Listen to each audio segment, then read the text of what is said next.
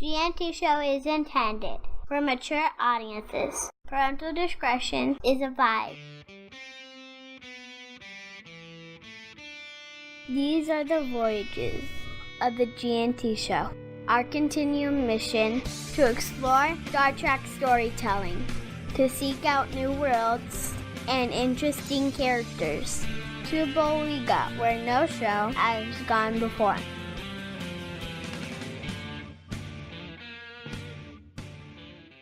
Live long and prosper, bitches. And welcome to the GNT Studios, where we have yet another supplemental log.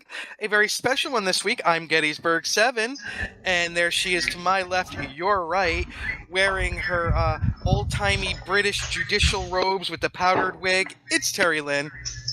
Hello, everyone. And there he is to my right, your left, looking awesome in his Hagrid cosplay. It's Ceridium. Kipleigh! And welcoming in this special supplemental log, some members of the family and a new member of the family. And if you had been here beforehand, you would know we're 7.5 hours late starting this. First, we have, he's suave, he's debonair, he's who you'd want to be your bitch in prison. It's James Kerwin. Hey, wait a minute. Yeah. That only happened a couple of times. I know. Just a couple. We have her. There's no restraining order. That's right. She's back. She's the woman. She's the lady. She's the phenom. It's Kipleigh Brown. Hi, guys. It's so good to be here. And joining us for the first time from Star Trek Continues, Ensign Chekhov himself, it's Wyatt Lenhart. Hey, how's it going? Welcome. Did you get your swag bag, Wyatt? Yeah, I got it. Nice. Only the best. Nature's pure orange juice in that swag bag. Did you get a swag bag from prison, James? Soap on a rope? In a sense, yeah. You got a bag of something. It's You could call it fun. that. Welcome, guys. How are you? Great. Great to finally be here after all those connection problems. Oh, your flight was so delayed. That's what we're going with? Yep. Mm-hmm. Wow. The Denver International Let was it be closed noted that yesterday. her flight was late. That's right. Let the record show. And congratulations to you all about the tax-exempt status for Star Trek Continues. Thank Yeah. you. Tax, yeah, Woo! the 501c3. That's amazing, yes. That's Thank you. really amazing. Yes. Congrats, See, you guys. good things I know it was a happen to lot good of hard people. work. Yeah, What was we it? are now officially recognized as a 501c3 public charity. So all donations are tax deductible if you live in the United States. That's pretty darn nifty. Yep. And it's retroactive, too. It is Did you guys go out to get sushi and celebrate? We had a 501c3 party. 501c3PO? Let the record state that we did not use donor funds to go out and have dinner to celebrate. Nice. That's quickly moving along. Yeah. Moving along. No, congratulations, everybody. The Kickstarter, which we are hopefully going to be able to discuss tonight. The Indiegogo. Indiegogo. I'm sorry, Boldly you're correct. I Indiegogo. apologize. The Indiegogo. How long do we have left? Very. We have got till May the 4th. Oh, good. So there is time. Ooh, There's another month, a little over a month. Yes. may the 4th be with you. Yes, exactly. Oh, sneaky bastard. Oh. It's Quattro de Mayo. So there's time for me to increase my donation yet again. Yes, there is, Michael. And that's we did saying it just for something. you. Had experience donating to fan projects, but yet he believes in you guys. And we appreciate that. A lot of people have had some bad experiences lately donating Yes. to fan projects. That's all we'll say. But unfortunately, it seems like it may have affected all people's willingness to donate. Yeah, and that's a shame Yeah. because we Yeah. really want people to know that regardless of your experiences with any other productions or any other Kickstarters, any crowdfunding across the board, Star Trek Continues has, for the past 3 years, been excellent stewards of the fans' money, and it shows on screen. The amount of money that we've raised, every dollar of that goes on the screen. We've produced 5 episodes so far. We're in post-production on episode 6. We just finished shooting episode 7. And all of that is, each of these episodes costs about a maximum of $70,000 per 45-minute episode. And all that money, again, goes right to the screen. Nobody gets paid salaries. Nobody, there's no entertainment expenses. There's nothing like that. It all goes right on the screen. We do this because we love it. It's no not, monkey business. It's not a career. It's not a living. We're not doing this. We all have our own careers, and we're doing this because we love it. And that's the true spirit, we believe, of what fan films are. That's why CBS allows us to do this very graciously. Yeah. I might add. We can be trusted with.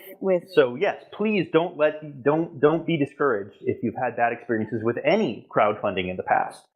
We will take the money and we will put it exactly where we say we're going to. We have in the past. Our past 2 Kickstarters, we've done exactly what we said we were going to do, and more. In fact, we talked about this on the show this weekend, so you guys could probably tell us to gain the 501c3.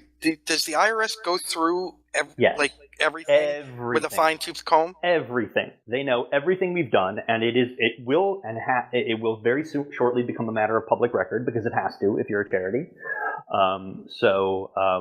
People can ping the IRS and look at exactly how we spend our money, exactly what we raise, exactly what we do with it. And yes, they go through it with an absolute fine-tooth comb to make sure there's absolutely no funny business going on. And it's purely transparent. It has to be legally. It has to be if you're going to get a 501c3 status. Correct. So anybody, like I said, anybody can contact either our attorney directly or through the IRS, various websites that publish charity documents, and they can see exactly where we spend everything. Yeah, and one of the things that I want to point out. The fact that you guys have had previous Kickstarters and fundraisers, and everything that you've pretty much promised you have delivered on. Would be the episode 6, I think, was part of the Kickstarter 2.0. Yep. That one is actually coming out in May, so that will be the final portion of what was promised with that Kickstarter, right? Well, it is the final portion of what is promised, but we have actually stretched it even further. And we were able, because we were efficient with the way that we scheduled our shooting blocks, we were able to actually shoot the entirety of episode 7 using the money that we had raised for episodes 4, 5, and 6. We not only shot those and built the engineering set, and are in the process of building the planet set, which will be done by this fall. With all of which were promised in Kickstarter 2.0, but we have also shot episode 7 as well. We do need to raise money to finish the post-production on it, which is part of our current campaign. But we're going to deliver an extra episode, basically.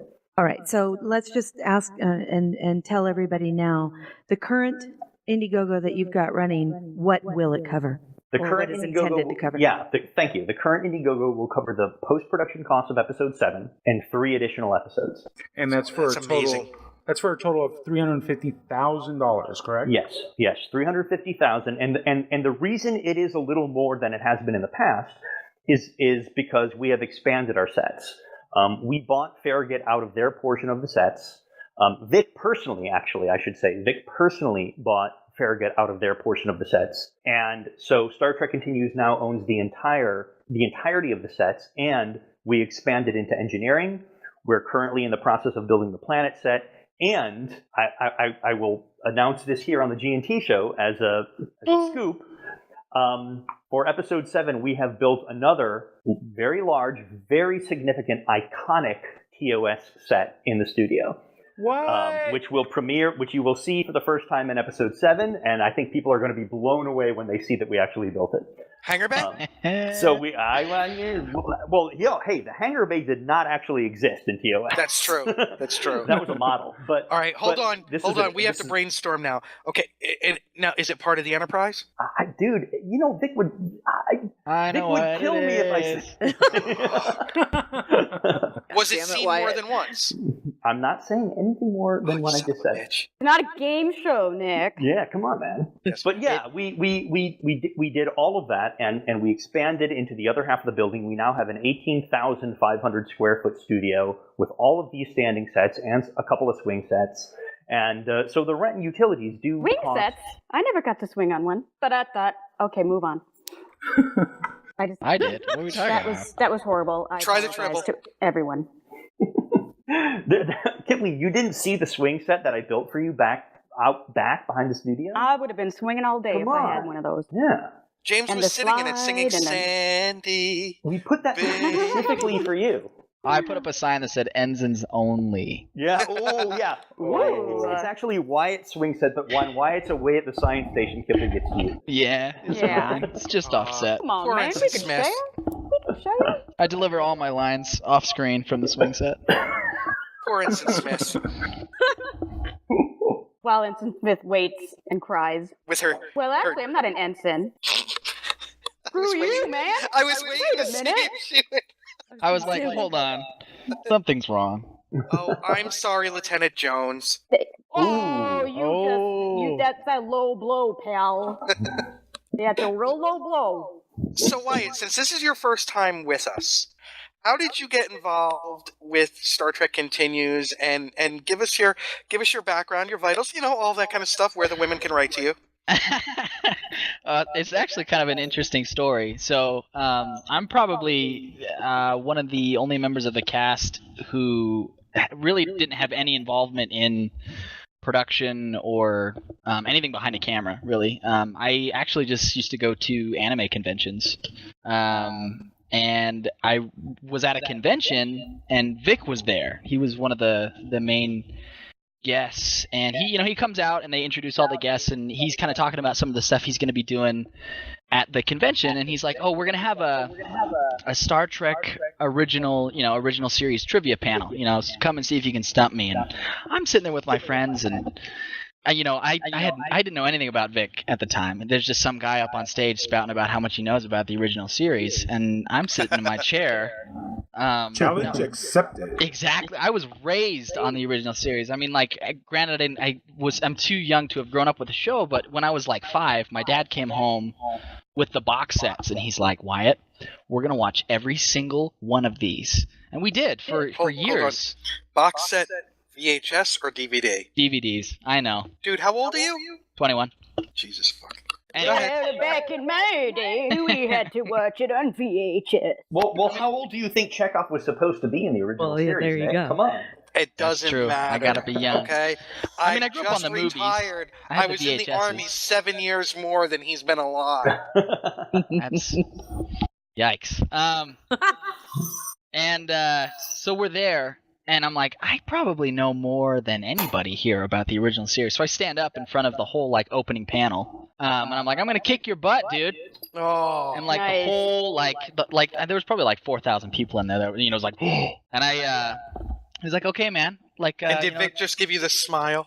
Oh yeah, he's like, let's have a taste, what do you got? And so I just, in my head, I come up with the hardest question that I can think of. I mean, it was like a direct quote from some obscure part of an episode, and he's like, "Oh, huh." I'm like, so what? And I didn't even know the answer. I didn't have the answer to this question.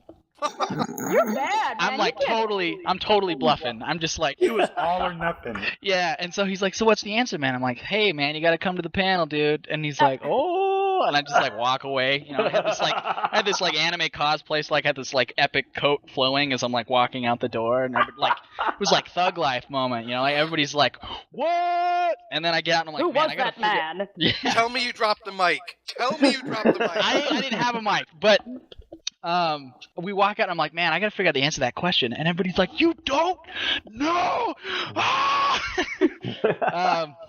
And so to my surprise, I'd asked an inconsistent question. There was no answer. I'd mixed two weird obscure episode quotes together, and I was like, I can't go to that panel now. I will make a fool of myself. What have I done? And so I'm like, okay, maybe I'll just go out of costume. He probably he meets thousands of people every day. He's not gonna remember who I am. Oh yeah, not Vic. So right. So I go out of costume. Little did I know. And I'm sitting with my friends, kind of off to the side. And he walks in, and he's in his full Star Trek uniform. The whole getup, right? And this is before the show, right? This is something that he personally invested time and money tracking down these people, getting the original bolts of fabric from the show to make his tunic, and I mean, he just goes on for like 10, 15 minutes just about the accuracy of this uniform. And I'm just sitting there like, I am dead. I am dead in the water. And I'm like, well, I just won't say anything. I'll just watch. Good job, Commodore Decker. Yeah, right. He gets up in front of the microphone and he's like, so where's Wyatt? Oh. And my great friends, of course, they stand up and they just point me out. That's what friends Friends are for. God, I know. And so he's got this phaser, right? That's a squirt gun.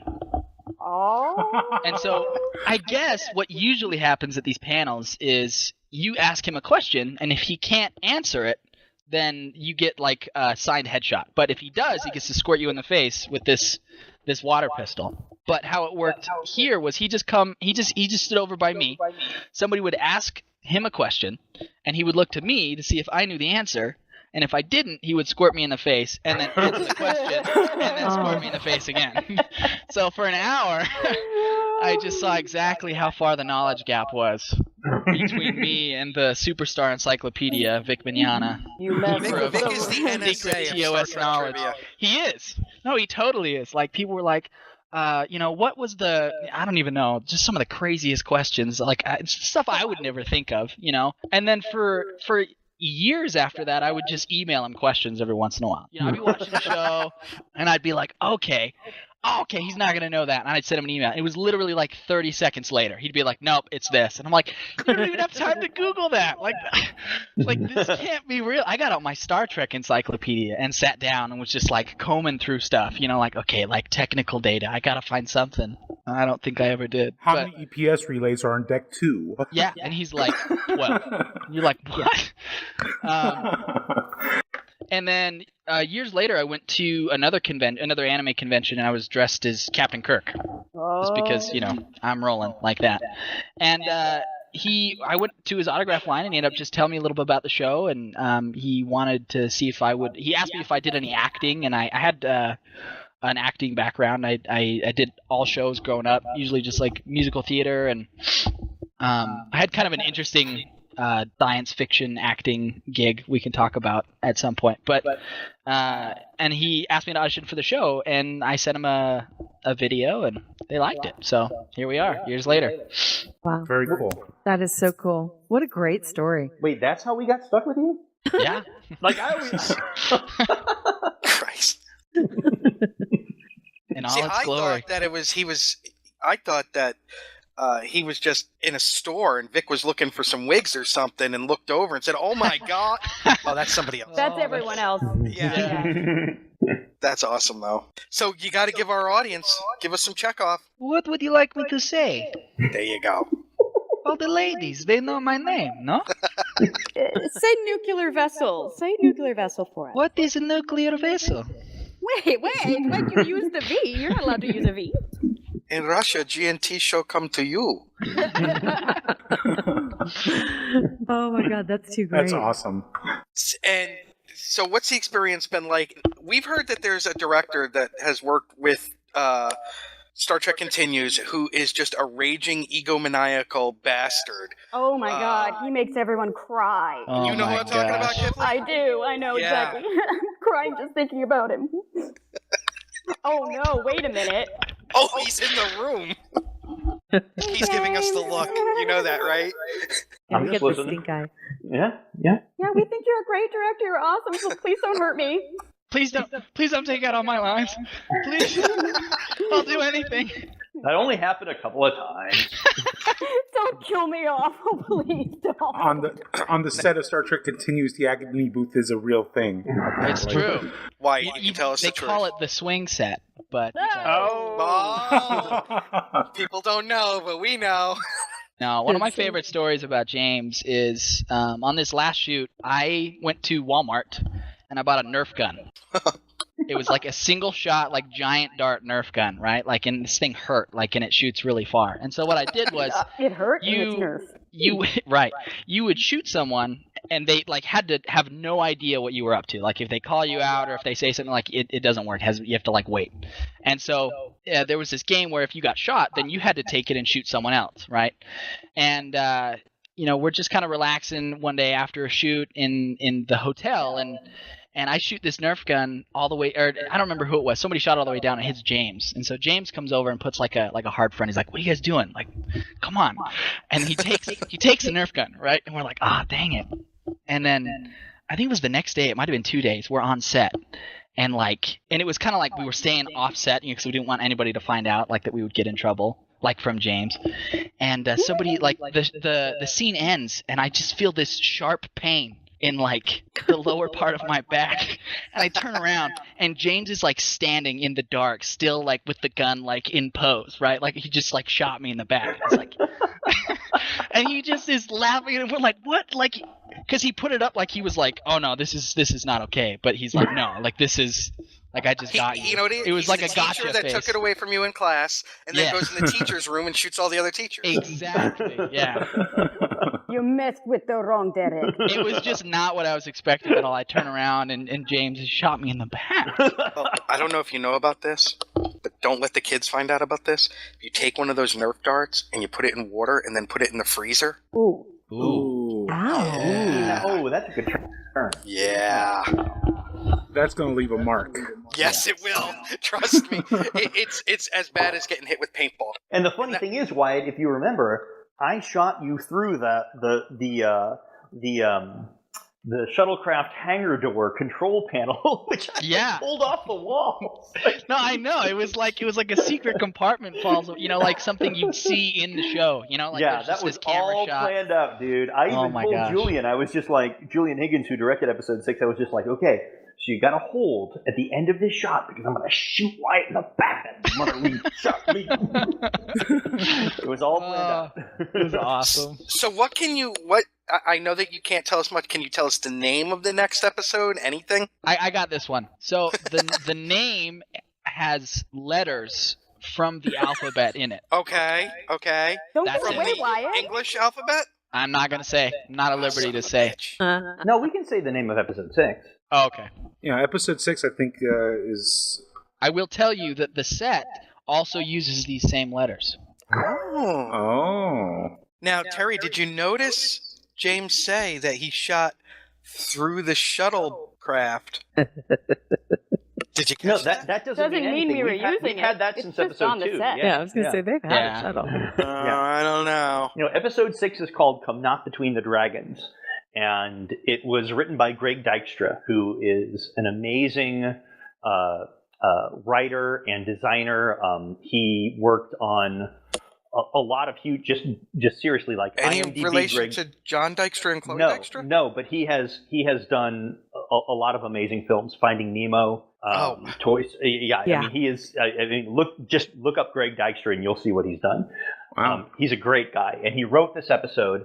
And the episode, I'm not allowed to say any details about it. Gigi Edgley from Farscape is our main guest star. We knew that, yeah. And Rocking but the blue uniform. The episode, yes, she is a science officer. But the episode involves something that you would see from time to time in the original series, but other fan films really haven't done very much. And we decided to go ahead and do it.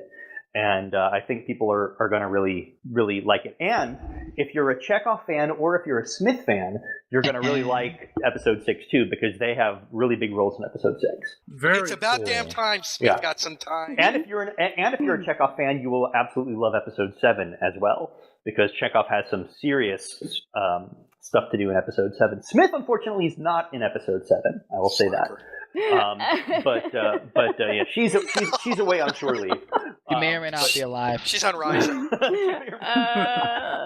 But no, Chekhov has some great material in both 6 and 7, actually. Very cool. Can I get a shot of you, by the way, in the gold uniform? Me? Yeah. No, the other Kipleigh. Yes, you. I didn't hear the name. I didn't which either. one? You want Mirror Universe or a regular universe? A shot? What do you mean I a shot? already have Mirror Universe. Yeah, you can get a shot of me in my Yeah. uniform. Mm-hmm. Oh God. Get a room. Hey, we're doing better than we normally do. So That's stop. right. We are containing ourselves somewhat. Yeah, no kidding. So well behaved. I'm almost I can't know. handle it. It's But almost there like- is. You guys are going to lose that rating. I will say Yeah, I this, and know. I will leave it at this. In episode 7, Chekhov fans are going to really cheer at a certain point, right, Wyatt? Isn't that Because he true? gets Yeah. Because he gets killed. Chekhov gets laid? No. Come on, guys. That's close. There's something that happens in episode 7 where Chekhov fans are going to really cheer. Right on. I promise you. In Russian, they're going to cheer in Russian, which means you just smile He gets slightly promoted. while you frown. And He gets punch the promoted person in the faster than face Harry to your Kim. left. We just lost, G&T Cho just lost all their Russian listeners. Thanks, Kipleigh. They've been That's attacking us for okay. months. They're It's okay. launching DDS attacks against us, so don't worry about it. Exactly. So Oh. true. Oh, Totally they're the true. ones who are doing it. Oh, They okay. do. Good to No, know. Mike can tell you. He'll be like, we're getting hit again. Yeah, and then usually I get also monthly reports, and it's like, oh, this month the top culprit is from here in the U.S., or the following month it'll be, oh, it looks like the Ukraine is at it again, or it'll just change. But I hear they like to hack into your computer and just install the not latest version of Skype. They only do that to Kipleigh. touche, Yep. my friend, touche. Like Windows 95. Yeah, you boot up and it's like Windows 95. Skype. Friendster? What's Friendster? I think I'll join. Why is there a bouncing paperclip? Kipleigh had to I update her worked on a MySpace profile. I worked on a computer the other day. It actually had a working version of Napster on it. No, God. thought it was a myth. It's a unicorn. Yeah, they should just change the Napster icon to a unicorn. That's like the only version update. Now, Kipleigh, not continues related, but Uh-oh. great work in Star Trek Online. Oh, thank you. That was How much fun. fun was that? It was so much fun. I got to be the first person from a new race introduced into this Star Trek universe. Oh, cool. Yeah, I was a Lucari. Have we not been on the show since she did that? I guess not, huh? Wow. No. No, What it are you has doing? been that long. Why? You must help us. I was like, a "Oh, helpless Kipleigh." Lucari, right. Yeah. We love Um, them. But I'm pretty badass looking. I have no hair, but I got snake eyes, but I got a nice thin body, which I'll, Don't even start. Don't even start. Yeah, well. And it looks a little bit like her. Like, you can see that they, the nose and stuff, and the eyes, they kind of made it look like The her. snake, No, the head. position of No. That sounds like a lot of fun. It was. It was so great to hear your voice in the game, and but again, and it was always and especially because we know you, and we've had just such great times together, and to hear your voice in the game, and you thought, but I love the kind of you had talked to us beforehand and talked about how you were actually kind of given freedom to make up an accent. Yeah, well, actually, they had an idea on an accent, and they gave me sort of a phonetic spelling. And it had a lot of extended S's, and they said it had long vowels. And when I put it together, it sounded like I was Transylvanian, like, "Hello, will you please save our star?" And I was like, "Is that what you want?" And they're like, "No." So I'm like, "Let's try." And it ended up being more British, which wasn't too creative, but it was on the spot. Now, how do you enjoy doing voiceover work? Do you like that? I love it. It's really fun. A lot And- less pressure than, being on camera, although on camera is awesome too. I love them both. But, voiceover, you can kind of drag yourself out of bed and show up, and That's my favorite. That's kind of like what I do when I go to work. we know. Hey. What do you think I'm doing now? And continues also. Michelle has also done some voiceover for Stowe. Yes. Correct? Which has not been released yet, but it is coming Right. soon. So that's great that you guys that the relationship is pretty tied in, which I think is very cool. And maybe one or two more of the SPC actors. Oh. Maybe. Oh, very cool. Any chance that Kipleigh you'll be making you'll be reprising your role? I heard talk of it at one time. I'm hoping so. Would love to. But, of course, we'll have to wait and see if it happens. Yeah. I still stand by my statement that I made a long time ago that when I have medical work done, I want Ensign Burke at my bedside. That's all I'm going to say. What does that have to do with it? Just saying. I feel like we've just opened a can of worms. We were Oh, talking you've never about- been on this show. Yeah, welcome to the G&T show, Wyatt. Hey We guys. haven't chased any squirrels yet, so. Wow. That is true. The hell, is somebody going to do the lifting questions on our new victim here, our virgin? I've got him. Oh no. Oh no. Oh no, they're fine. They're fine. Okay. Now, so Wyatt, what do you do for real work? My Well, real job. Like James was saying, they're very proud. They all have regular jobs. Right. Right now, I work for an audio engineering company. I'm on the design verification team, so I work with engineers on prototypes and just kind of functionally testing them to make sure that they're ready to be released. So. Very So cool. you have a degree in that, or? No. Well, I'm going to school So you for really audio are like engineering. Chekhov. You're just a wunderkid. Yeah. I do a little bit of everything, yeah. I don't know But that's what my James is primary doing. right now. Like, it sounds like he's rolling dice of some kind. He's opening his pills. Oh, His director's pills. Yeah. Me? Yeah, something weird. Some kind of can open or something. Or maybe it was a can of whoop ass that you're about to release on us. Oh. Mm-hmm. Hey, Yeah, I've got a little story for you guys as actors and directors and all of that. Yes. Now, James Cameron, who I don't care for as a person, but I think his talent is amazing. Did you know that when filming Aliens, he swore he would never step foot in Pinewood Studios again, and hasn't? Why? They gave him such a hard time, the union there, and just were so uncooperative that he told them that they were the most uncooperative and least professional people ever, and swore he would never deal with them again. And they laughed at him. And, well, I think we know who's laughing now, actually. Wow. Where is Pinewood Studios? England. London. Yeah. That's It's okay.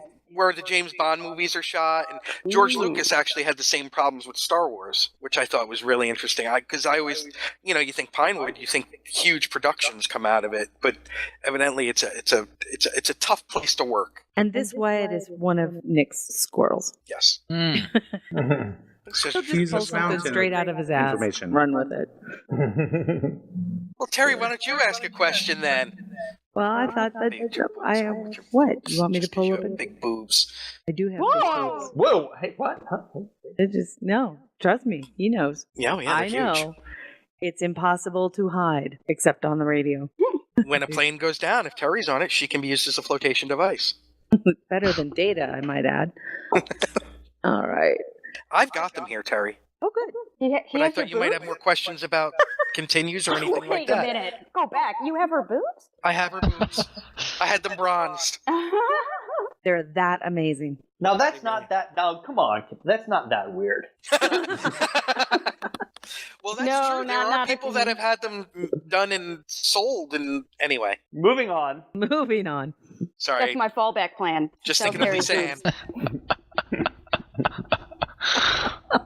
All right. Poor Wyatt, you are now going to be because we put Kipleigh through this. We've put James through this. This is your first time with the G&T show. We have what we call our Lipton questions, styled after the James Lipton questions. All right, my body is ready. Awesome. Okay, Have at now- it, Nick. Some of them I may have to jury rig a little because we originally wrote these for when we interview the authors of the Star Trek novels and things like that. Okay. Easy first question. We just ease into it. What's your favorite Trek series? The original series. That's interesting because, and not a joke, because you're so young. That's probably the answer that I would least expect. I get that a lot. Usually it's Next Generation or even Voyager for Right. people your age. Now, gotta ask you, and if you don't want to answer, that's fine. What's your opinion on the JJ verse? So when I first saw the movie, You were what, 7? Yeah, right. No, with the new movies, and keep in mind, like I had just I'd probably seen the original series 15 times. At that point, it's all I did. I would go to school, I would come home, and I would just watch the original series and do homework, and then You had a lot of girlfriends and you're oh yeah, so many, so many. And when I saw, I thought they did a really good job of there was a lot of tributes to the character. I thought the characters were good. I thought had that been the timeline for the series, there would have been a lot of similarities that you would have seen there. But I felt like the overall, like as a movie, I felt like it was just a good movie, and I didn't feel like it was a good Star Trek movie. Yeah, that's pretty much. We said it was a great popcorn movie, not a great like Star Trek movie. If somebody was like, "Hey, do you want to watch Star Trek?" I'd be like, "Yeah, of course." Like it wasn't a bad show, and people get, I think, a little bit hyper focused on like some of the plot holes, like the red matter and all that. Like time. I love time travel stuff. It never makes any sense. So like I just suspension of disbelief, and I just go with it. But I felt like as like a Star Trek canon movie, I was kind of like. It didn't have. It was a good action flick, with more character development than most action CGI kind of space movies. Yeah. But it didn't have the special quality of Star Trek. It was funny. Oh my gosh, it was funny. Like first time I saw that, it was so funny. But yeah, not quite what I was. Well, Terry has the best review I've heard on the first 7 minutes, 10 minutes. Me? Yes. Yeah. The first 10 minutes of that film was some of the best Star Trek. It's some of the best filmmaking I've ever seen. I loved it. I was glued. Yeah. I cried. I absolutely. I thought, oh my God, this is going to be amazing. Right. And then the movie started. Right. Like that whole first sequence where they're on the ship and they run into the Romulan vessel and my God, kind of like the drama that's there, and Kirk's dad steps up, and that was awesome. What was that, James? I cannot watch that without crying. It's an amazing sequence. So good. Yeah. Absolutely amazing filmmaking. But then it went downhill from there. Well, and even when depends on how you. In terms of the Star Trek character that you. Yeah, like the movie was awesome. Like as fun. a movie, like I think it's really well made. And people like give it a lot of crap for like lens flares and stuff, but whatever. I thought it was cool. Well, I can tell you this, that on our show here, Mike, as you heard in the beginning with his Kipleigh, he's Klingon, and he speaks Klingon. He sings at the convention in Klingon, all of that. Terry is our very naive Federation humanist, and I am the only smart one of the group here because I'm a Romulan. I even have a Romulan tattoo. And the thing that bothered me the most in that was just the unnecessary destruction, not just of Romulus, Thank you. but of Vulcan. Yeah. Vulcan. It's like, hey, let's blow up planets. Yeah. And did you notice a certain anti-pointed ear bias in that film? Yeah. Just saying. And I gotta say, I didn't buy. I mean, it was well done, but I just don't buy Spock having a relationship with a crewmate. Yeah. Kipleigh, I love you so much. I never felt like that. I Like, never. Oh, go ahead. I don't know. Sorry, Spock. No, I was just saying I never felt like it happened, and I was kind of like, wait, everything I know is a lie. No, it's not. It's an alternate. It's an alternate timeline. Yeah. Of course, but I don't think Spock in any timeline. It's not that he might not have attraction or a relationship with someone, but as a Vulcan, beyond the Ponfar and all that, I don't think he would do it professionally with someone he works with on a bridge. Dude, or was his student. Correct. Yeah. I'm sorry, but the professor diddling the. I'm just having an issue with that. Have you watched Charlie X? Come on. Come on. That's a good point. Seriously, Spock and Uhura clearly have a serious attraction to each other. I don't doubt that, but in the universe that we know, he was never her professor. This is a different universe. This is a universe in which makes it twice as creepy. No, seriously, this is a post 9/11 universe. This is a universe in which the Federation Uhura is at gets war. her position on the ship at any given because point, she diddled the professor. At any given point in time, I love this. The Nero ship can come and destroy your entire friggin' planet. You know what? You're going to diddle whoever you want. But that's an emotional reaction, and Spock. Spock is extremely emotional. Come on, Spock is an emotional dude. But in Prime Universe, Spock leans. In the Prime Universe, Spock leans a little more Vulcan than he does human.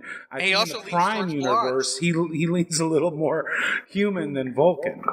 That's true. That's a good point. Say that again. I think in the Prime Universe, Spock leans a little more Vulcan than human, but in the alternate universe, he leans the other way. He leans more human than Vulcan. You know what? Let me take that and let me flip the script. I think that Spock, of all Vulcans we have seen in Star Trek, the Prime Universe, Spock is the least Vulcan of the Vulcans. Vulcans, maybe with the exception of Tuvok, tend to be pretty emotional. They can control their emotions, but they allow their emotions to surface when they choose to. My God, look at Amok time. I mean, these Vulcans are emotional. They will fight to the death to have sex with somebody. I mean, they are to get very, married, very. They're emotional. But only Spock. during those times. Every other time, they but contain that's not it. true. Look, I love that. I They disagree. contain it. It's not that they don't feel it; they contain it. And I personally, I'm just going to say this, and I'm not saying it about any one specific person, but in almost every manifestation of Star Trek, except the original and Next Generation, because they were played by our favorite people, I did not like the Vulcan portrayals because they were boring and cold and emotionless. And Spock definitely has emotion, but it's beautiful because it's You cannot say that T'Pol was boring. That's my point. My point is that I think you're wrong, Kipleigh. In most of the series, and Saval was not. Saval is very emotional. I don't know who that is. I'm thinking emotional.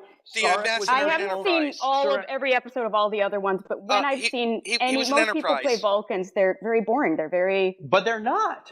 My point is that Spock, of all the Vulcans, worked harder. You can't say Sarek was boring. He was that's my point. But Sarek was emotional. I made an exception for that. Remember, I said in the Next Generation because they were played by people we knew and loved already. Okay, wait. Let me just finish my thought. Let me finish my thought. Well, he counts for all of the crossovers. Let me finish my thought. James is on the board. My thought is this: Vulcans were never intended to be emotionless creatures. Vulcans have emotions; they simply control their emotions.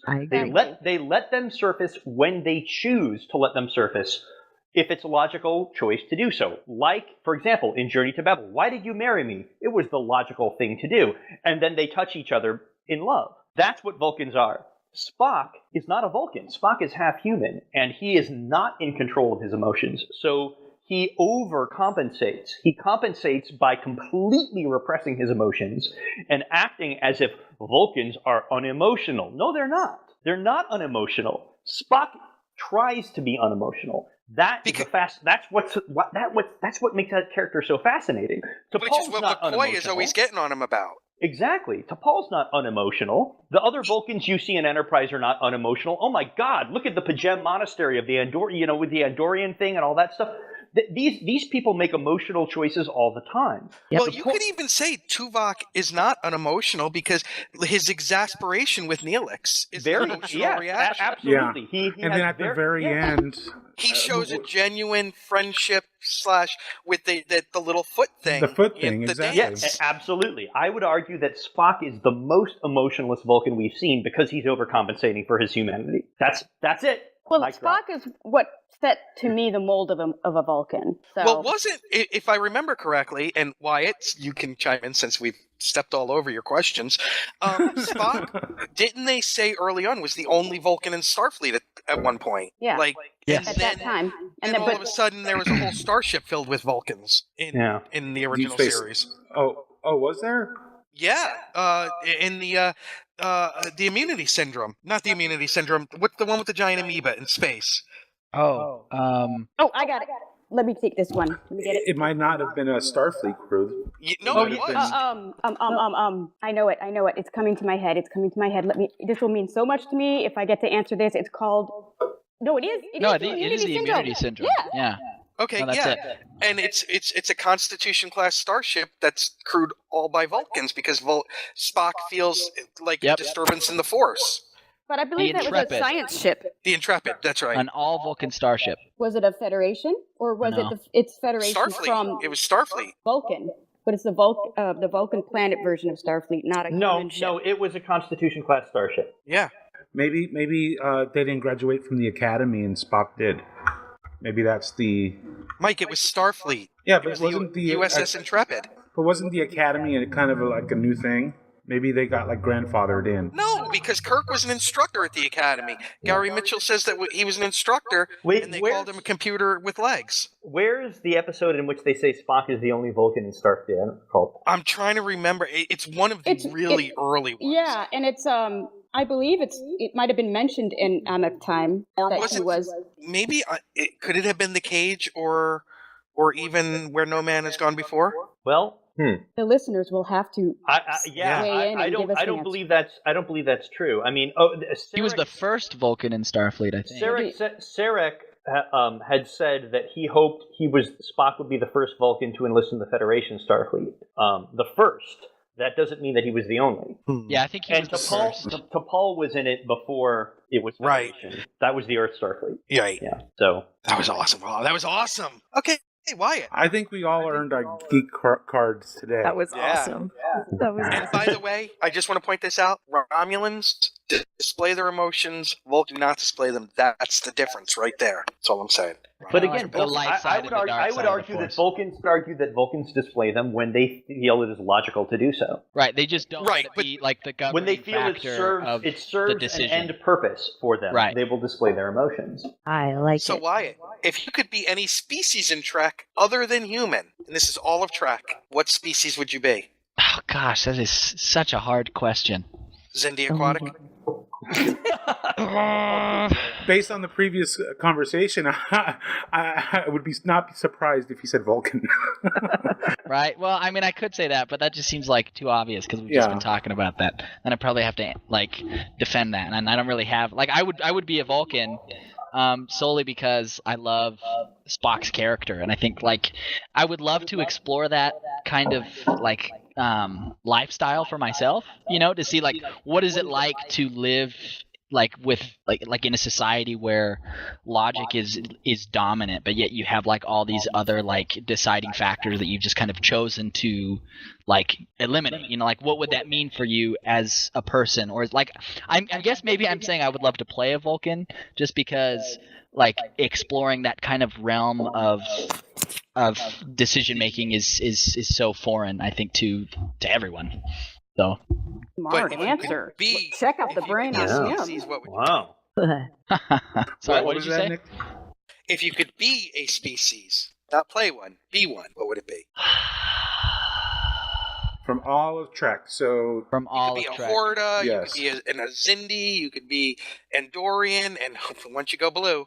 So, you guys remember Trelane from the Squire of Dapalos? Yes. Yes. It's speculated that he could be all sorts of things, but I would probably be that. Okay. A lot of people have said he's a Q. Yeah, I've heard that before, and I don't know if I necessarily believe it. I haven't really had anybody make a convincing case, right? But that's probably what it would be. That's one of my favorite episodes of Trek.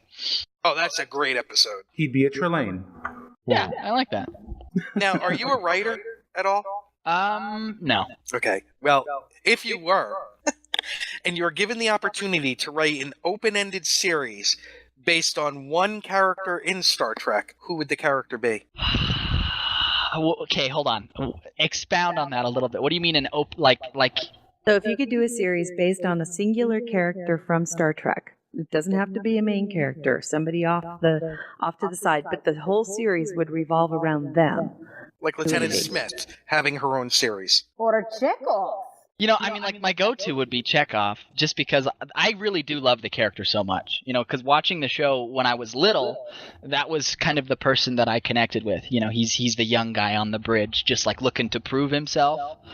Nobody really gives him credit for all the things that he's doing behind the scenes. And so I think maybe even just a closer followed show about Chekhov would be interesting, but that's not necessarily the one that I would write. Seeing him sort of grow up and come of age and become a captain. And Well, and that's one of the fun things about Chekhov is we actually probably saw him grow more than any other because he's an ensign in the series. Then he's a lieutenant commander he's a lieutenant in the movie, the first movie. Then a lieutenant commander in an XO in the Wrath of Khan.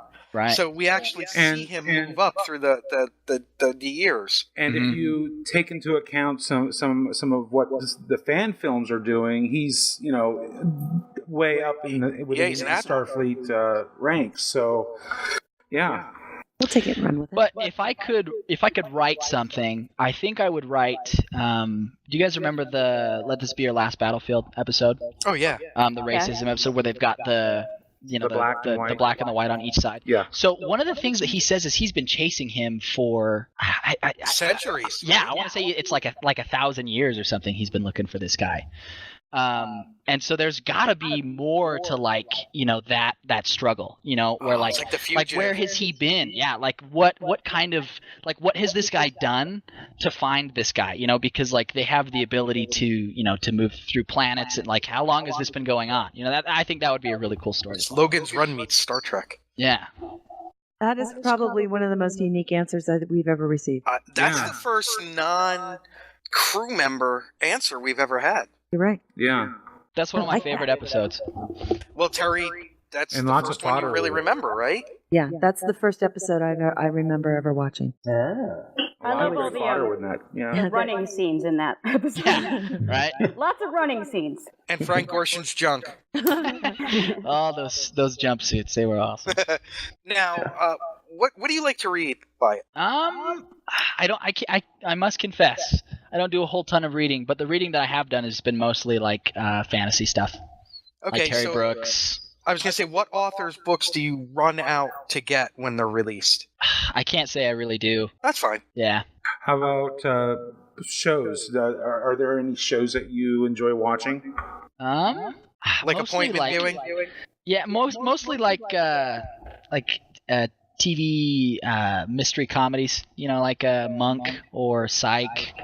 Right like, on. Just like it's like the murder of the week, on some variety of drug. Like it's different and it's funny and it's never really about who killed who. It's just about the characters. I love shows with good characters. Have you ever watched Columbo? Because that sounds like Yes, it'd be right I up your love alley. Columbo. Me too. That was my next one. I was gonna say. You ever watch Heart to Heart? Have you ever heard of that? No, I haven't.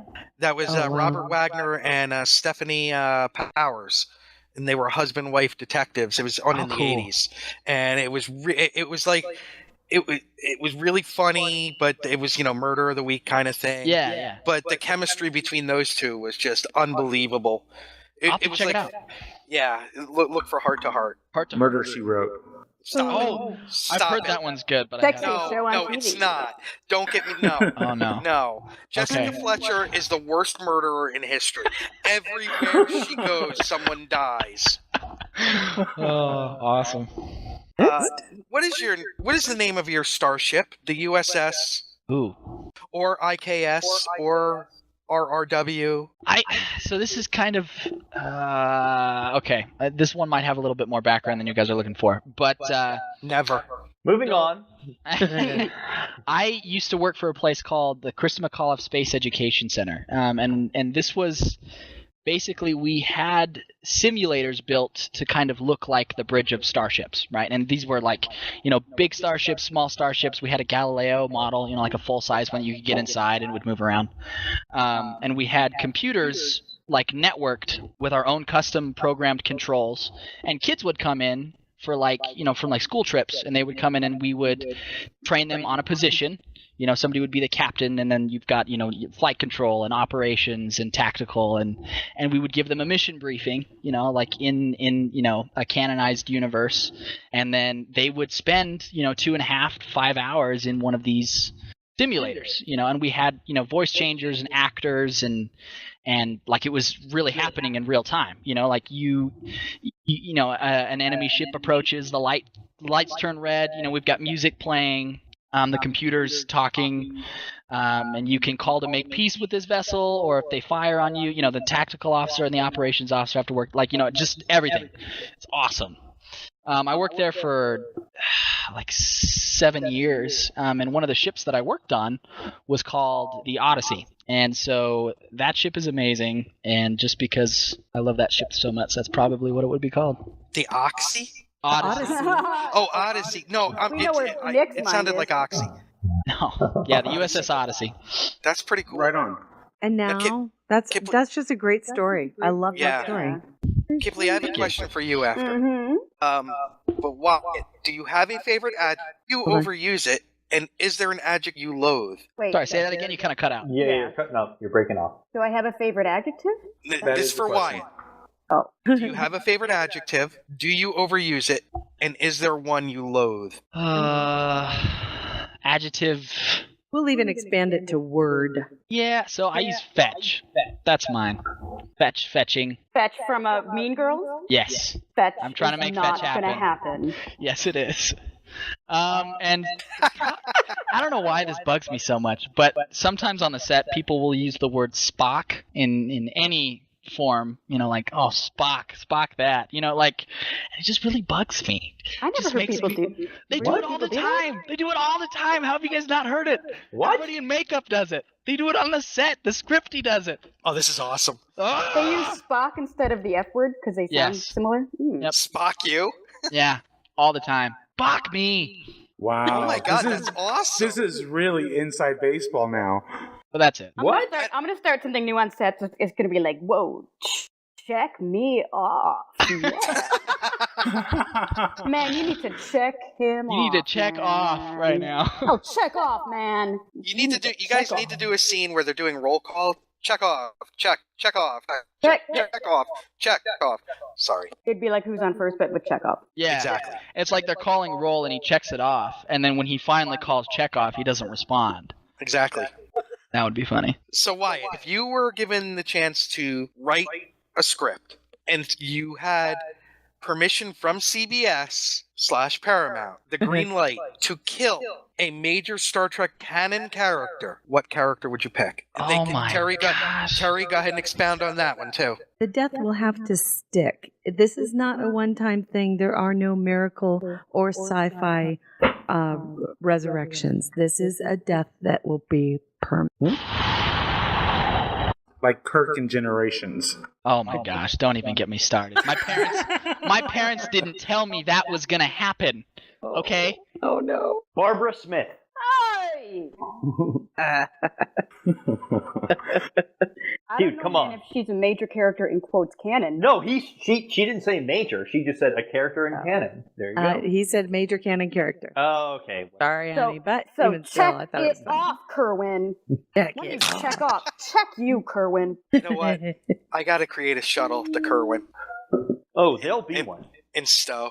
This is a really difficult question. Yeah, it is a tough one.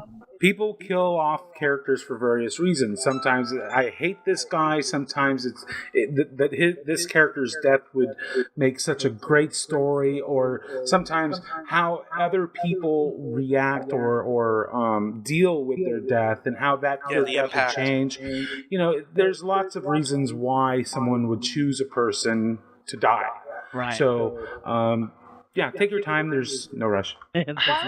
While he's thinking, guys, I'm gonna leave the interview for about 2 minutes. I just need to check on my drugged up husband who had surgery. Tell Make him sure we he's said still hi. breathing. I will. Tell him I said hi. I miss him. And hope he And feels I'll be better. right back. So hold that. Okay, let's go to the next one, and then I'll Okay, get back to that. I'm okay. thinking about. Wait. Okay, Right. okay. She's gone.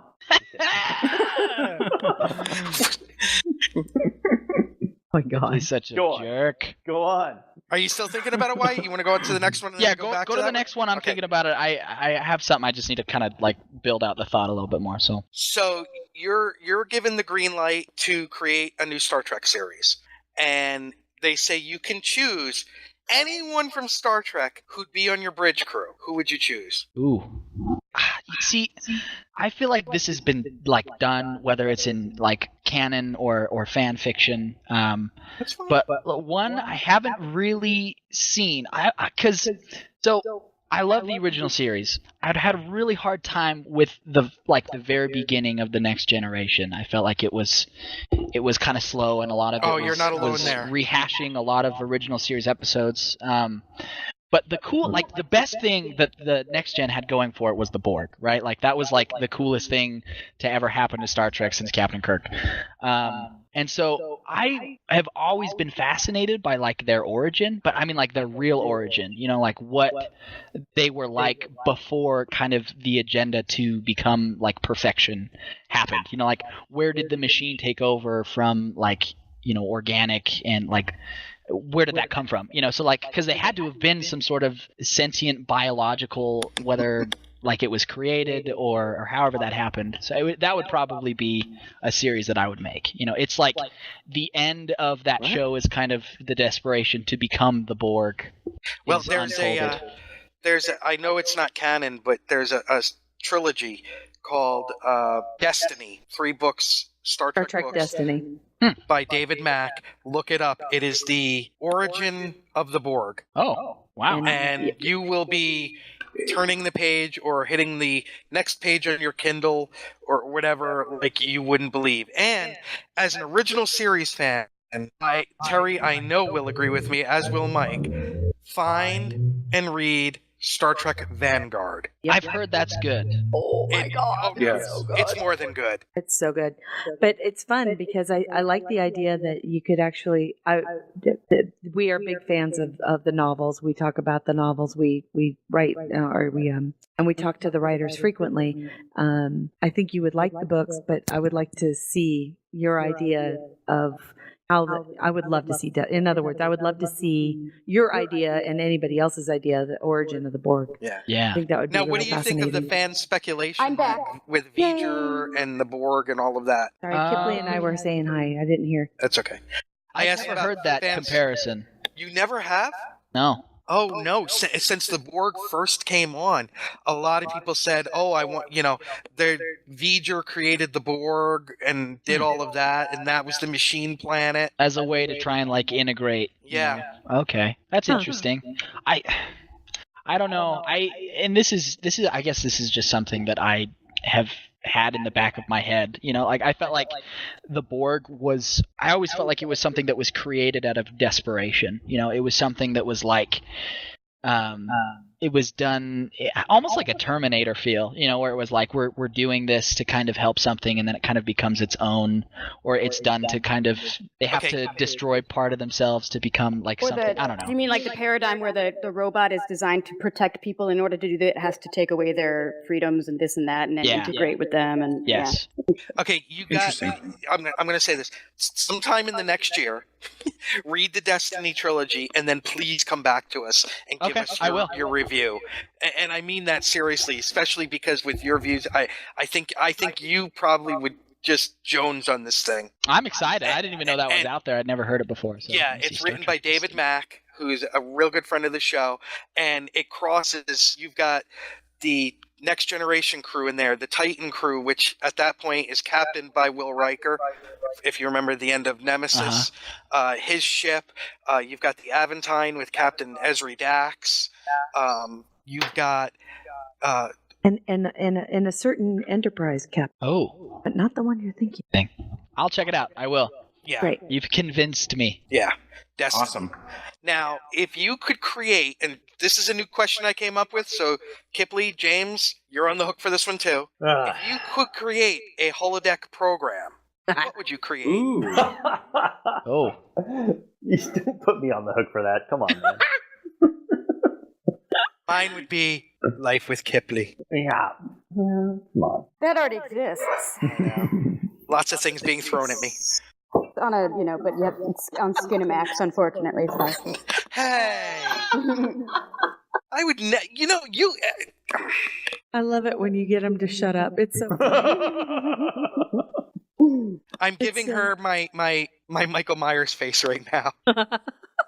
Which kind of? Remember the picture from the pictures at the convention? Oh, okay. The Because there's creepy two dude? Mike Myers, Yeah, the creepy dude that I would. Not the comedian. No, the Halloween. The killer, right? Yeah. The serial killer. My Just misunderstood. holodeck program would be an infinite number of dogs and cats who don't ever poop and who are very playful and want to love you. Need that Okay. program in my And- life. Wow. James, have right you on. seen professional help or? Yes. Okay. Yes. And this is the result, Nick. You've got Bashir and Miles with their Alamo and Battle of Brain. You want dogs and cats. Yeah, just fluffy baby. I just want to be at peace, man. That's all. Come on. So he's Living creating together. He's Don't creating give me a shit heaven, about it. His heaven Yeah. holodeck. Exactly. Come on. Don't give me crap about it, dude. Kipleigh, Come on. what's yours? Picard on Risa. No. Yeah, Picard. Yeah. Just because you're jealous, don't mean you got to knock it.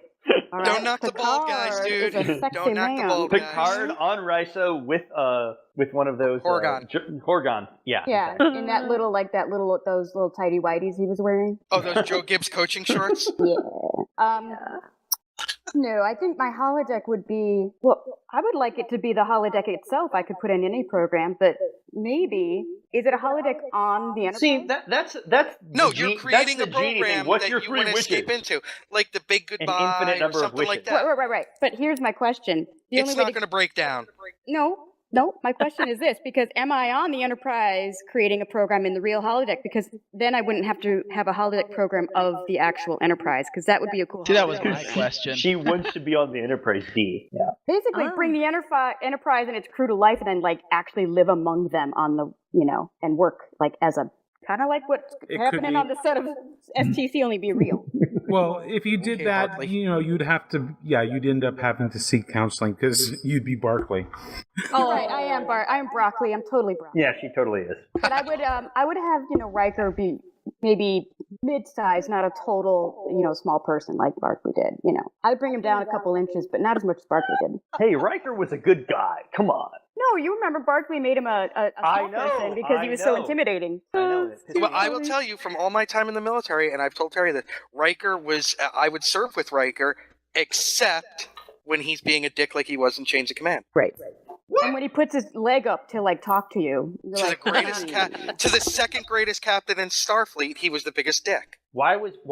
Because we're big fans of Jellicoe. Really? We love yes. Yeah. No, I'm dead serious. That Jellicoe was. I love Jellicoe. He's second only to Cisco. I like Jellicoe, but he was a very insecure man, as Troy said. Yeah. No, he wasn't. You want to serve? No, Troy no. said. He was. Troy knows. All right, he hold was on, an hold on. insecure man. I'm you want to sitting serve up under in an bed. Hold on a insecure man? second. No. Ding. Troy, Round three. Your canon does, your fanon does not trump Troy's canon. Okay, Troy said first he is of an all- insecure man. Okay, so was Kirk. Okay, that doesn't mean he wasn't a great captain. Maybe he wouldn't have been so insecure if the Enterprise crew had been professionals and done what the captain told them to get ready for war. Well, yeah. Instead of fighting him every step of the way with an XO who had his ball sack hurt because he wasn't in charge. But having the Intercruise, okay. The Intercruise? Okay. Having the Enterprise. Listen, having the Enterprise crew on edge like that, 24/7, all the time, would fall apart. They were on edge because they were fighting any change because it's not the way Picard did it. No, you've got a new CO. Suck it up, Butterball. It's what happens. Yeah. So let me ask you this: when Picard is available again, why does Starfleet put him back in command of the flagship? Ooh. Because I have the answer for this. I have the Jellicoe answer got for this promoted because to Jellicoe is the Cardassian specialist, Yes. and he went back to the task force. And got promoted to Admiral. He did. Really? Yes, he did. Okay. But you can't deny the Enterprise crew acted, with the exception of Data, like a bunch of spoiled little brats. Until, let's face it, the one thing that we all do appreciate about Jellicoe the most, though, is that he finally got Troy in uniform. But in deference to the fish, I can't be in favor of Jellicoe. He got rid of the fish. For a bit. He came back. Livingston. But was it the same fish? This is actually a really fascinating conversation because Jellicoe represents the dichotomy between what Roddenberry set up in the original series and what he set up in the later series in the films. Yeah. In the original series, Starfleet was a military organization. Kirk even has a line, I am a warrior, I am a soldier, not a diplomat. In the 70s, as the original series went into syndication, a lot of the writers and producers of the original series talk about how Roddenberry developed a false history. He kind of a revisionist history in which the original series was this socialist utopia of the future in which there was no military, in which there was no money, in which everybody was equal and blah, blah, blah, and everything was at peace. And he convinced himself of this so that in the films and in the early seasons of Next Generation, you actually have Picard saying, I am a diplomat, not a warrior. He actually says the exact inverse of Kirk's line from Errand of Mercy. Right. And so that's an interesting question. And then Roddenberry very much resented Nicholas Meyer for militarizing Starfleet in the later films. So which is it? Is Starfleet a military organization, or is it just a peacekeeping organization of exploration that has no militaristic aspect to it whatsoever? It is the Royal Navy of the 1700s. I think it's both. The Where Swiss it's Army both. knife of organizations. I I always felt like it was whatever it needed to be at the time.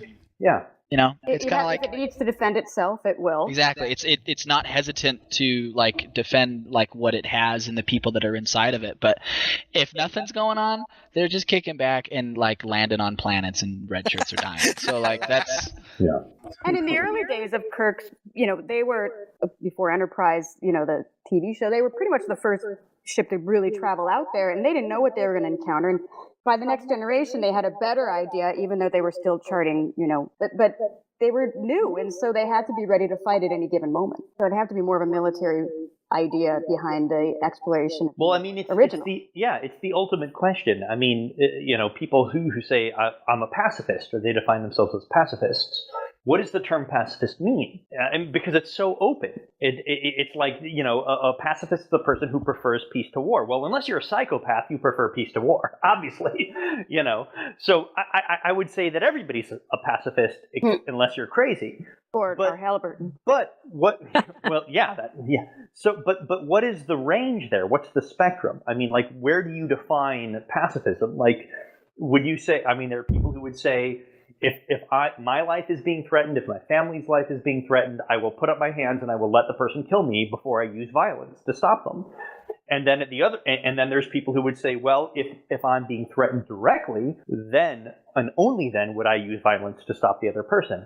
And then there's people who would say, well, if there's another person on the other side of the planet who I think might be threatening me at some point in the future, I'm going to use violence to protect them. Yeah. So I would say a pacifist won't use violence preemptively to stop someone else. But how do you define preemptive? Quakers or pacifists? How do you define preemptive, though? That's my point. Yeah. Is that Initiates violence. It's an open-ended First definition. one to throw the punch. Well, okay, so if somebody's holding a gun at you, but they haven't actually fired it or thrown a punch, should you shoot them first? Metaphorically speaking, they've already threatened you. Okay, so what if somebody is on the other side of the planet and they say, I'm about to hold a gun at you? This is a tough question. Hold a gun, they'd have to actually hold the gun. Do they actually have the gun? But at that point in time, by the time they aim the gun, would you die? A lot. Yeah, but if you have a reasonable belief that at that point in time, when they aim the gun, it would be too late for you to defend yourself, and they would kill you. I mean, that to me, I'm not answering the question. I think it's a fascinating question. Well, doesn't that go back in Star Trek to the Xindi have already demonstrated they have a weapon they want to use?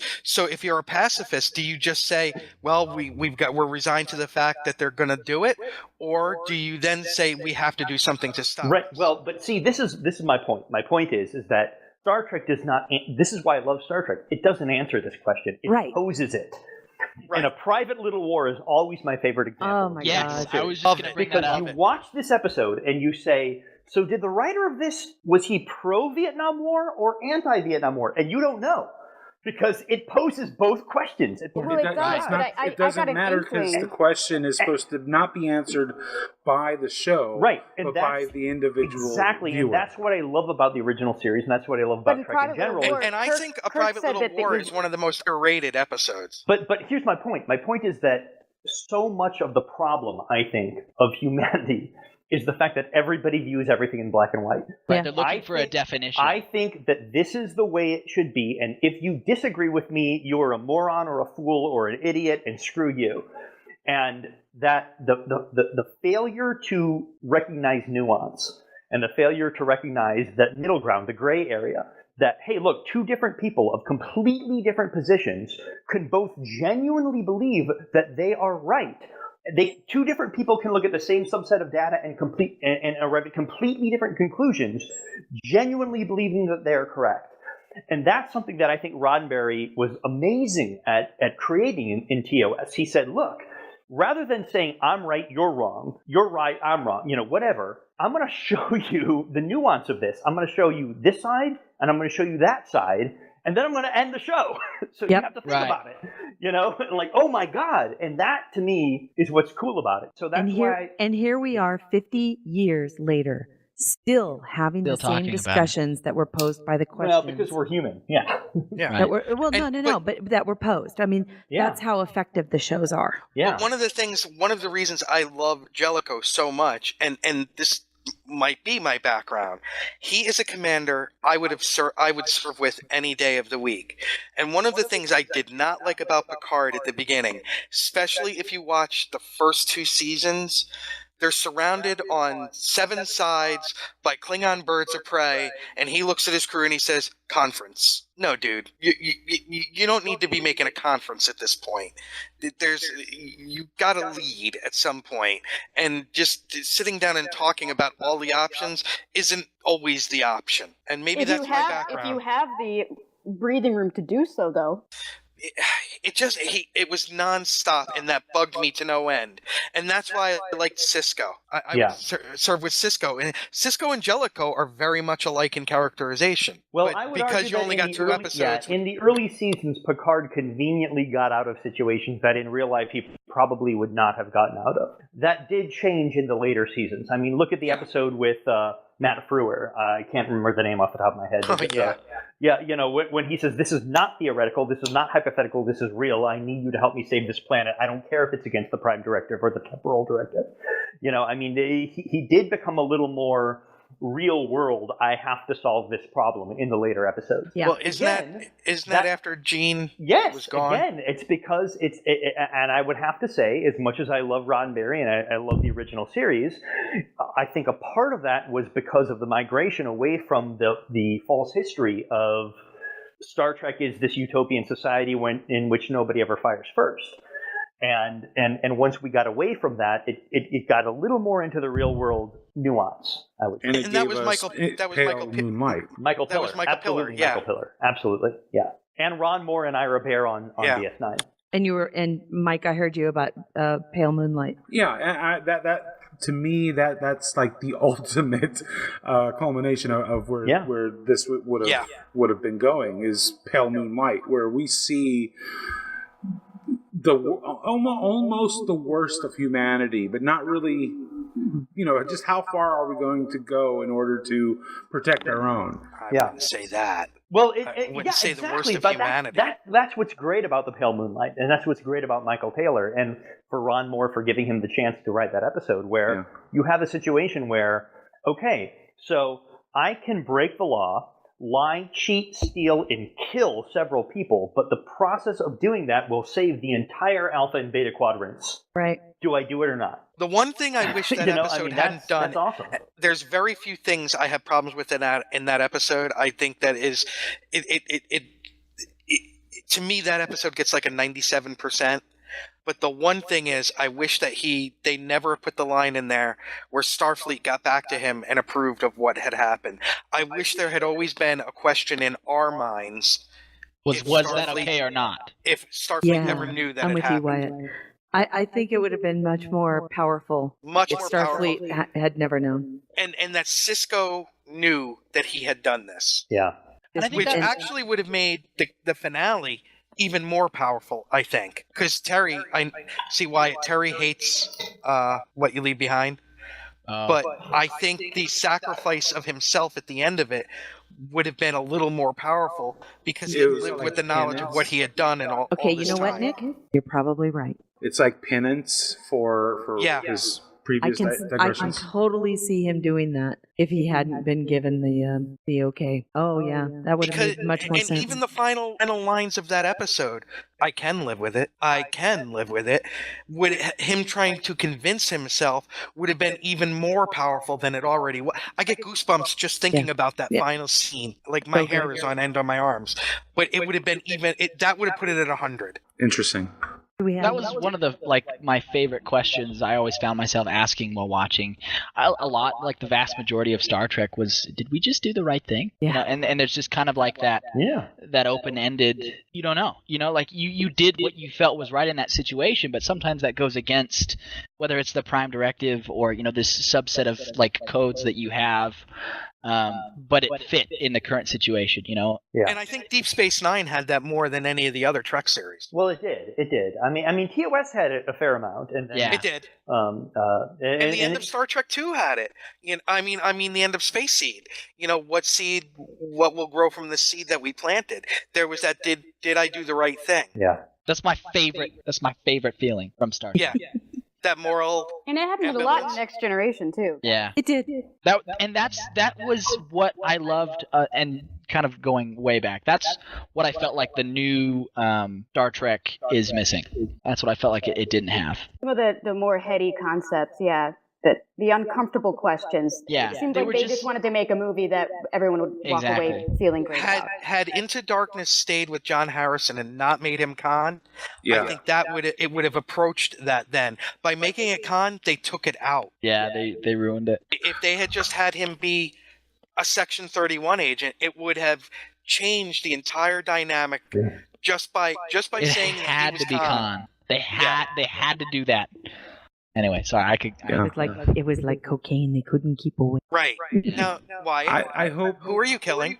Oh, I'll answer this and then I gotta go. But Okay. Yeah, I was gonna say we need to wrap things up there anyway. So so Kirk has been killed. Spock has been killed. One of my favorite episodes, I think it's City on the Edge of Forever, where McCoy injects himself with the compound and then basically loses his mind. Yeah. And it's some of like the desperation that they go to get him back. You know, like they do things like without any like, you know, if it were somebody else, they probably would have planned a little bit more. But no, they're just like following him, and then they jump into this giant ring in the middle of nowhere, you know, and go back in time. And that's not like a connection that I think is talked about a lot in at least in the original series was like McCoy, and so I felt like if he died, there would be a lot more unraveling than like his character is never really threatened other than He's that died one in time. a couple episodes, but then he came back. Yeah. Yeah. I think the closest is For the World is Hollow and I Have Touched the Sky, where he's got that disease. love I it. mean, like he died But in the was it Shore Leave, that one where, you know, Yeah. But like it wasn't like but it wasn't. He died and Nobody went to saw it heaven is yet. what Yeah. he did. it wasn't as big of a deal. But like they didn't make it feel like it was as big of a deal. Right. Versus like in the Ponfar episode, you know, where Kirk dies. Right. Like they show like that development of like Spock's like, I am gonna turn myself in. You know, I feel Or like the a murderer. Enterprise incident. Yeah, exactly. Yeah. So that never happened for McCoy. So that's what I think I would do that. That's interesting. He definitely, I think, would, if it was something permanent. You know, they saw him being disintegrated right before their eyes. I think it would definitely have affected all of them dramatically. Yeah. Well, Awesome. Nick, This was a great conversation. it was fantastic. I'm so glad I got to be on. This was so much fun. It was Thank you so great. You know, much for a bunch of joining haters us. and liars, we did okay. Hey, Nick, come on. Yeah, we're not. It's not what. Yeah. What? Anyways. Yep, we One more can't finish our time. sentences. Yeah, one more time. Star Trek Continues Indiegogo. It's going on right now. Support it. Please. Good luck, yes. guys. Thank you so May much. We'll have the link on the correct? show, right, Mike? What was that? We'll have the link, Yes, link will be in the show notes. and it's till Quattro de Mayo. Yep. And we will keep our fingers crossed that we get to see you in Las Vegas. And Wyatt, please keep in touch and let us know as you're reading Destiny. We'll do. And then come on after because we can do a whole supplemental just on that trilogy. Believe me, we because you'll love it. And I was going to say, I think it's a set of books we've never really done an in-depth show on, so We it'd be haven't. really fun. Now, James, where can people find you on social media and such? At James Kerwin on Twitter and James Kerwin on Facebook. Or Kipleigh? jameskerwin.com. Every 2 years, the University of Arizona at Tucson does what's called the Science of Consciousness Conference. And it is a scientific conference put on by Stuart Hameroff, David Chalmers, some of the foremost scientists in neuroscience and consciousness, human consciousness research in the world. Roger Penrose is a fellow, just amazing mathematicians and scientists put this on. And Kipleigh and I are very fortunate that this year we have been invited to present at the conference. So at the end of April, we are going to Tucson, Arizona, the University of Arizona, and we are going to present 2 different presentations on the film that we're working on right now, RUR, and the way that Karl Čapek, who wrote RUR, used consciousness in his writing as a metaphor for human relationships and human emotions and things like this, and the science of it, and how the science of consciousness has been reflected in science fiction writing over the past century. It's a massive honor to be invited to do this, and we're very, very flattered, actually. So we're presenting an art session. We're going to screen our film, Are You Our Genesis? And then we're doing another session later in the week in which we're talking more about the details of the way in which consciousness has been presented in adaptations of RUR and other science fiction throughout the 20th century. And when is this? It's at the end of April, the last week of April. Wow, that's awesome. Congratulations. Yeah, that's very cool. Yeah. I've got Kipleigh.com and at Kipleigh Brown on Twitter, and I tweet so much, as you know. Oh, you are just a force of nature on Twitter. Right. I think, like 12 times a year, guys. Trendsetter. 12? That's, I know. 4 times a year. Did I miss like 10? I look forward to those quarterly tweets from you. And what about you, Wyatt? I actually think I probably beat Kipleigh on Twitter. I use it less than she does. But I'm actually looking to launch a set of new social media. We're doing some YouTube blogs and skits and just weekly episodic stuff here pretty soon. So Wonderful. Well, make sure that you get us the info. And we'll do. We'll link to it and we'll pimp it. Awesome. Thank you, guys. Yep. Terry, where can they find you? You can follow me on Twitter at TerryLynn S. That's TerryLynns as in Sam. Mikey. I am Soridium STO. That's SORIEDEM STO. And on Facebook, it's misspelled. And so on Facebook, you're MISSPELL. I believe the I and the E are reversed in Soridium. And I am at Gettysburg 7. That's the number 7. Awesome. You can listen to our show at or if you need to email us or you have any questions, we will be happy to send them on to our guests. You can send them to hosts@gntshow.com. Listen to the show at if you're not already, at www.gandtshow.com. And last but not least, our Twitter handle is SundayGNT. And that's it. Nick, you want to take us out? Partridge in a pear tree. Really? Yeah. I just did it for the kicks. Say goodnight. Say goodnight, Mike. Good night, Mike. Kipleigh. Until next time, live long and prosper. James. Bye. James. Goodbye. Goodbye. Wyatt. Goodbye, guys. Kipleigh. This is Kipleigh Brown. I am checking off. Wow. Damn! What have I done? Jolan, True Citizens. Music for the GNT show is provided by 5 Year Mission, Enterprise Blues Band, Warp 11, Andrew Allen, and Grethor. The GNT show is a BLB production. Move ahead, warp factor 10. Put a mini skirt on my man. Represent the human race. And we make this a happy place. To boldly go where no man's gone before. I think I sang that line once before, but I'm not too sure. We'll be so happy, can't you see? A zero-G community. Gonna travel to new worlds. Beam on down and meet some green girls. Gonna see what we can see. A fancy free galaxy. To boldly go where no man's gone before. I think I sang that line once before, but I'm not too sure. We'll be so happy, can't you see? A zero-G community.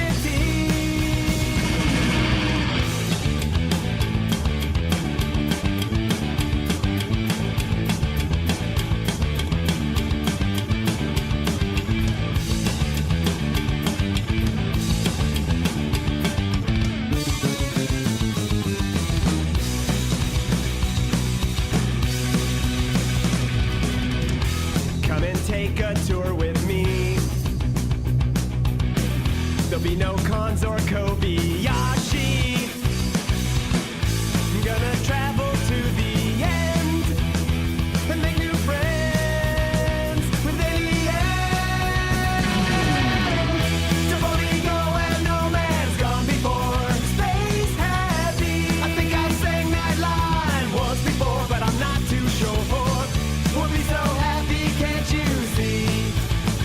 to zero G.